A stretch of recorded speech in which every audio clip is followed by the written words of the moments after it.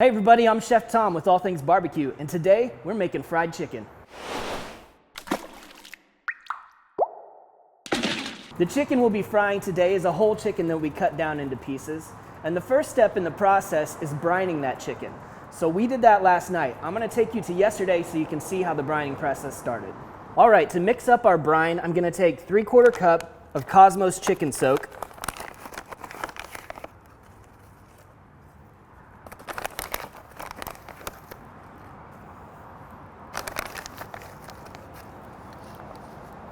And then we've got 2 quarts of water.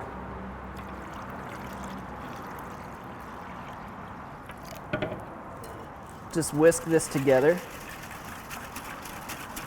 Next, I'm going to take my chicken pieces and put them in the briner bucket.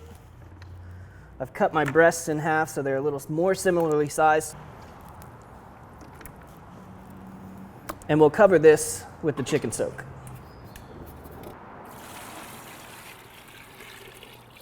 All right, we're just gonna lock the plate in place and put this in the refrigerator overnight.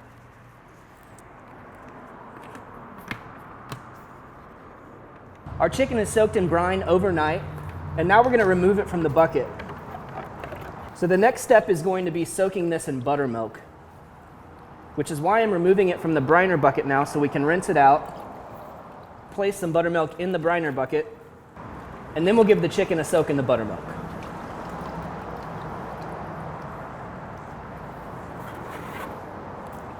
Our bucket's rinsed out, so I'm going to move the chicken back to the bucket, and then we'll hit it with the buttermilk.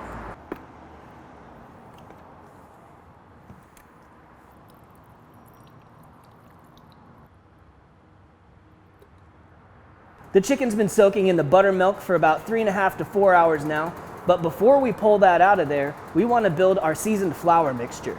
All right, I'm going to start off with about 4 cups of flour. And then we'll add our seasonings.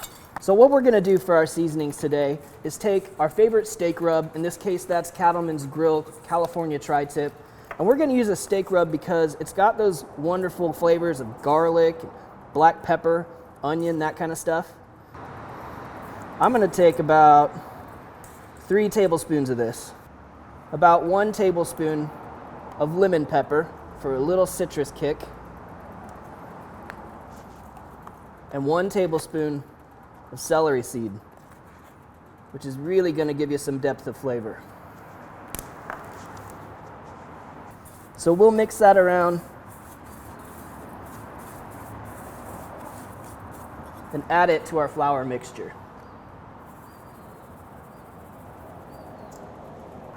All right, I want to add just a little bit of salt to this, and we'll be ready to dredge our chicken. We'll do about an extra tablespoon of salt. Now the chicken's gonna come straight out of the buttermilk and into the dredge. We'll take off any excess liquid. Toss it around in the flour.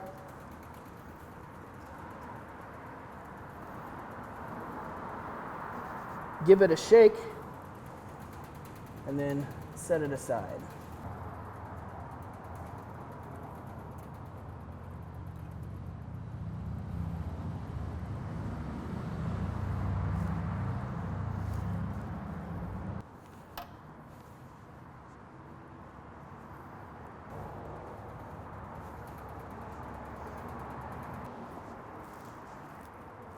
Well, this chicken's been sitting and soaking up that dredge for about 20 minutes, and in that time, I've got my Lodge Logic 7-quart Dutch oven. It's about halfway full of vegetable oil, and I'm preheating that oil to 325 degrees. That's gonna be a really good spot to give us a nice golden product and get the chicken cooked all the way through. We'll load this guy up with chicken. Don't burn your fingers. We're not gonna overcrowd the pan though.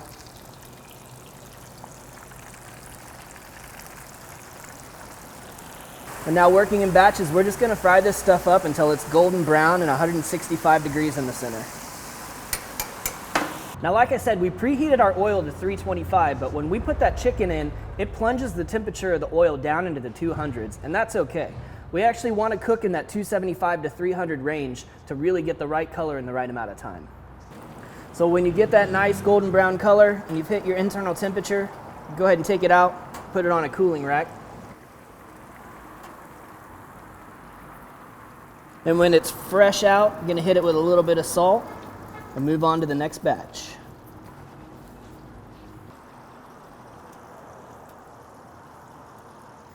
I'm gonna get into this tender while it's still nice and hot. Oh man.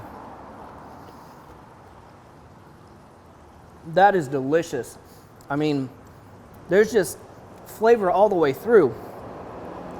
The combination of the brine and the buttermilk soaking, super tender, really nice and crunchy on the outside. I'm gonna build myself a plate for a little bit of chicken and waffles. We might as well hit it with an egg right on top. Get into that yolk.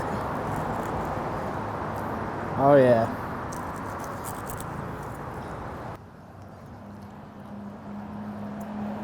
Woo! I love it. It's great with chicken and waffles. It'd be great with mashed potatoes and gravy. Whatever you're cooking, this is a go-to chicken recipe. Hey, thanks so much for watching. If you enjoyed the video, please click the subscribe button. If you have any questions or comments, or there's anything you'd like to see me cook, let me know in the comment section down below. For more recipes, tips, and techniques, head over to thesauce.atbbq.com. All things barbecue, where barbecue legends are made.